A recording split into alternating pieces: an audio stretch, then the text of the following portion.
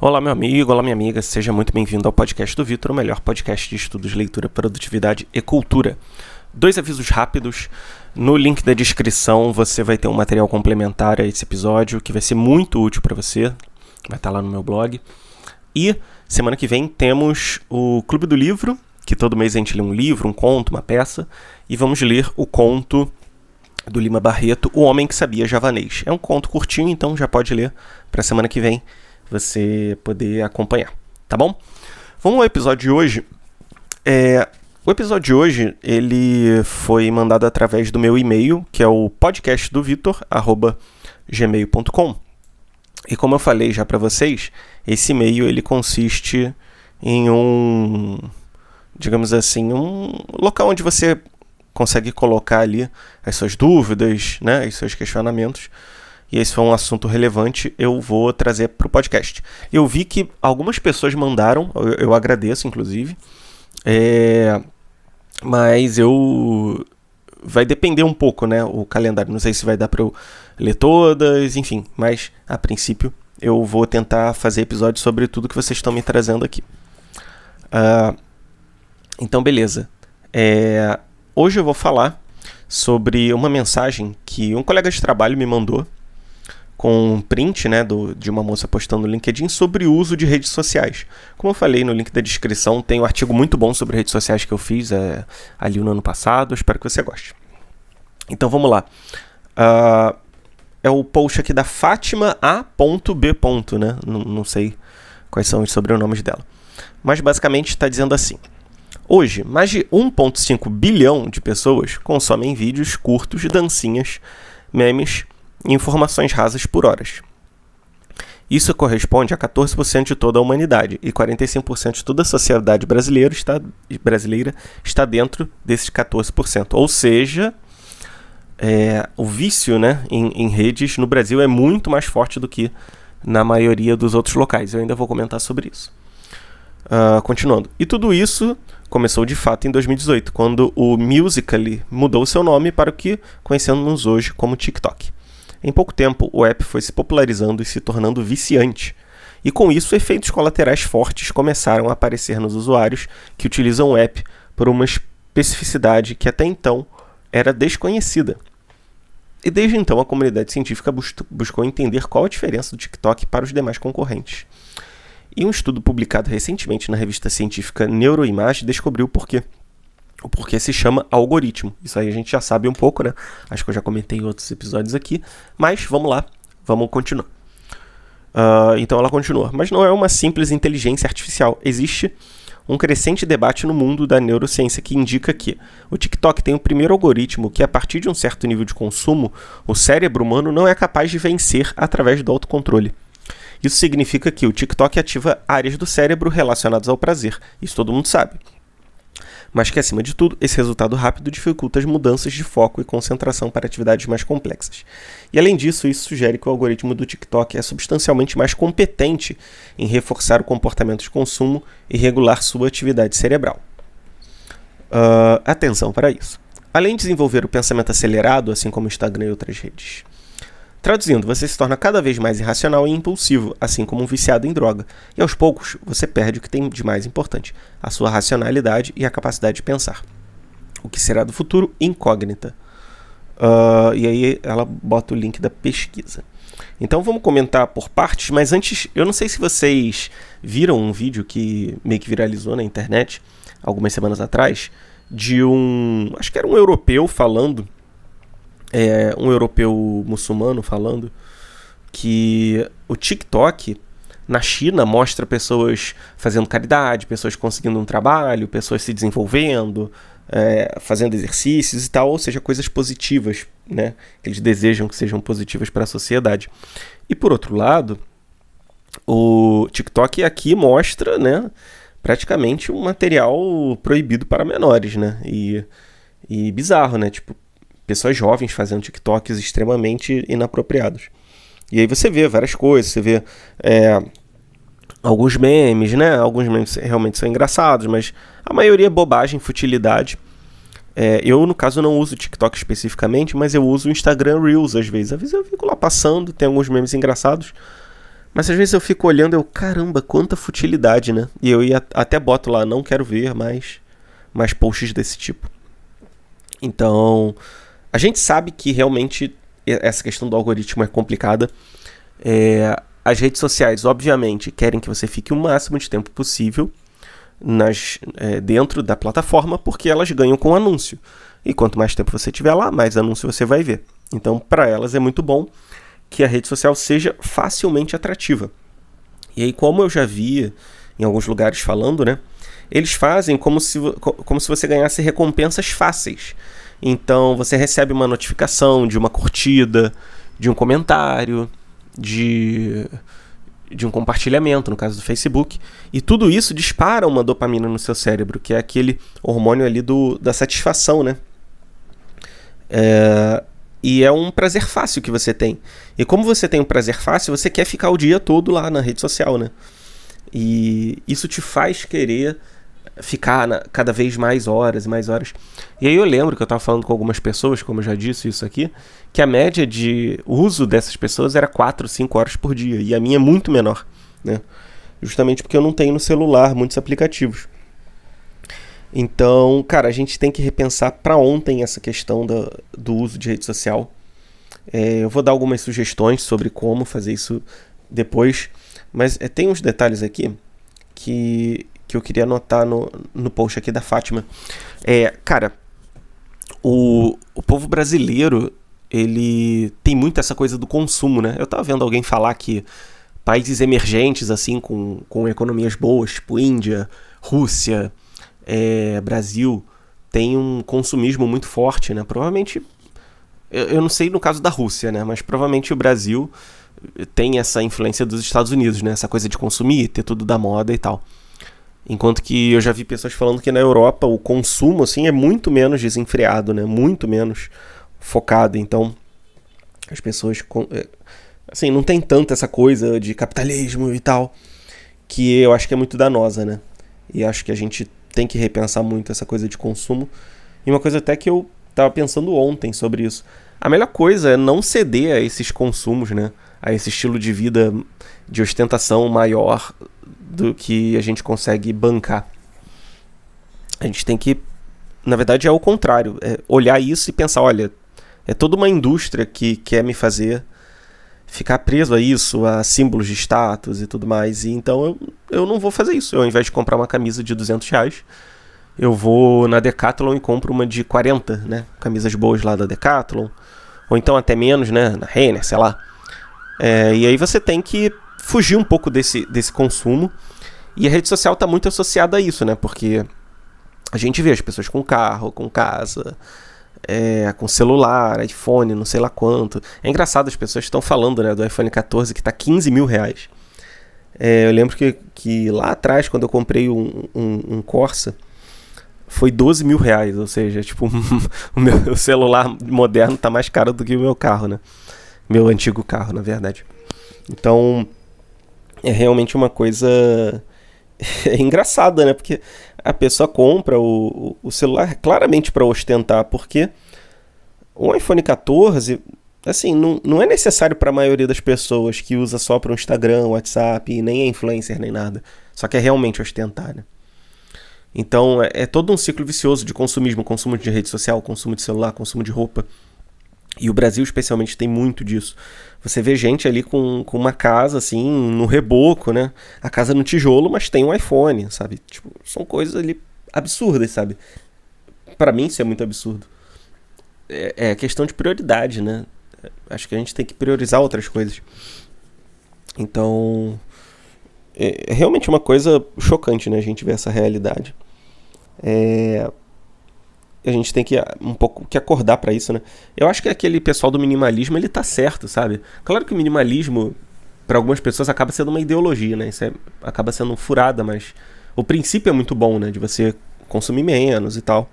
Ser mais consciente. Eu acho que vale a pena você dar uma olhada. Tem o canal do Pinho, né? Que é bem famoso.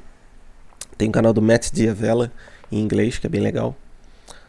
E, enfim, né? E aí ela fala aqui...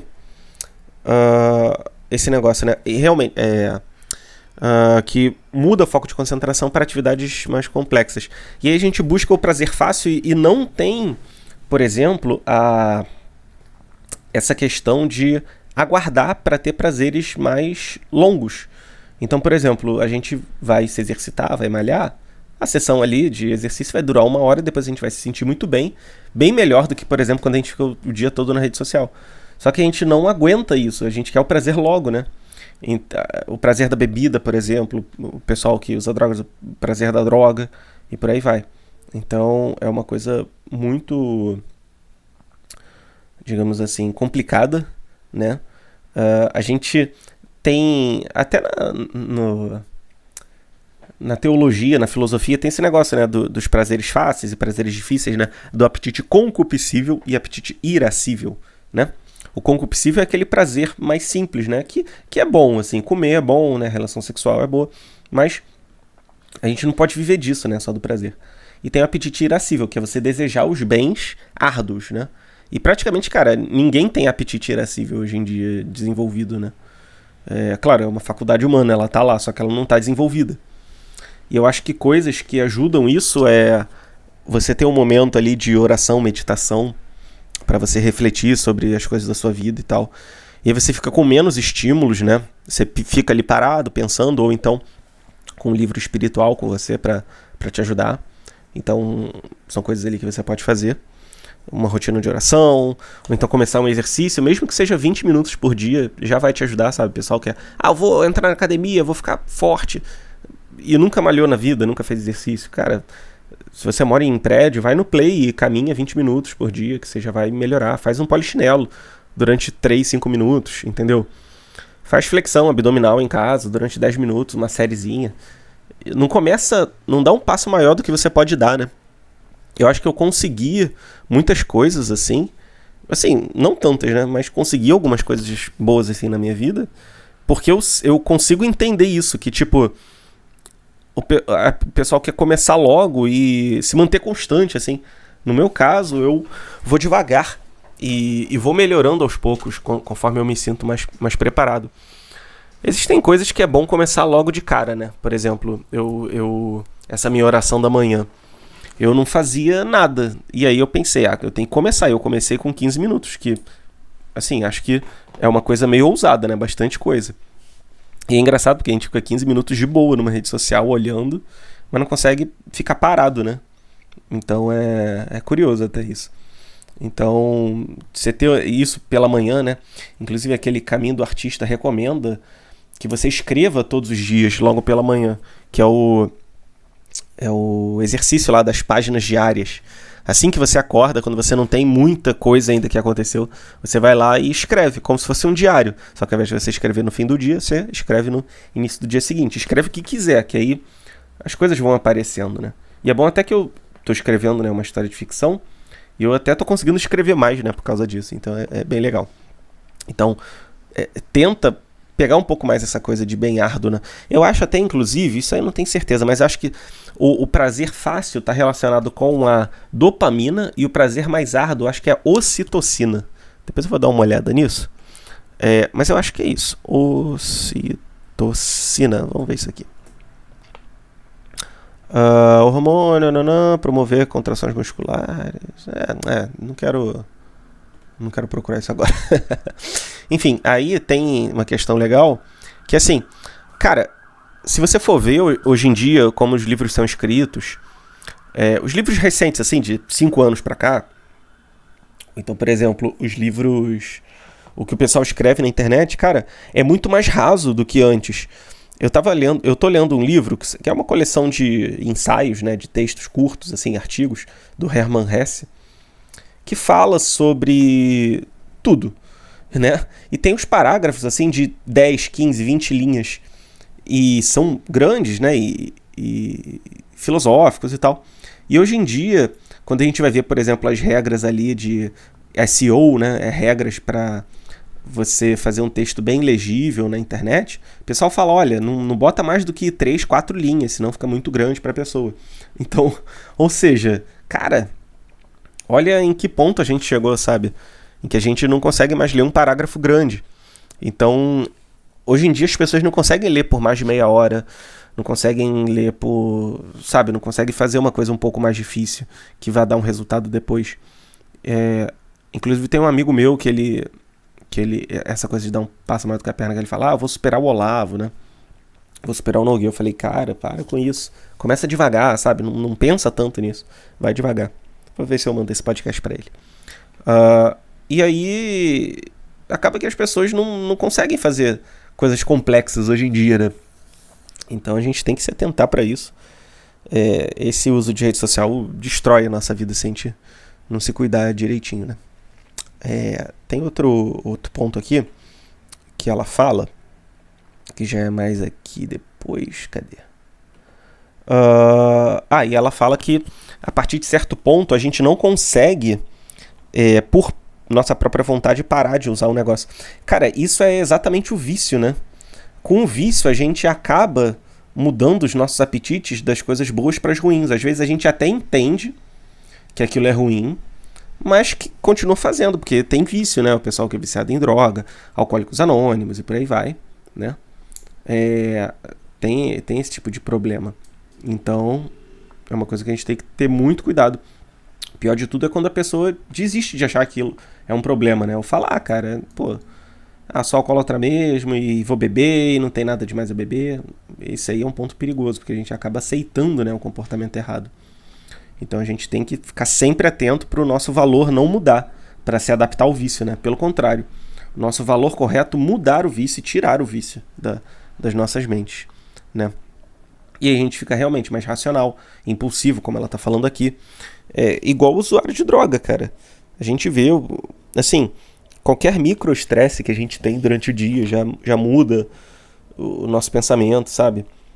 Outro dia, por exemplo, ontem, né, eu tava estudando, fui lá tomar um café, estudar ali num lugar, e eu simplesmente não conseguia ficar, 10, 15 minutos sem olhar o celular. Tudo bem que tinha coisa de trabalho, né, que eu tava num horário ali que ainda tinha mais uma correçãozinha pra fazer, mas mesmo assim, poxa, não seria a coisa certa, né?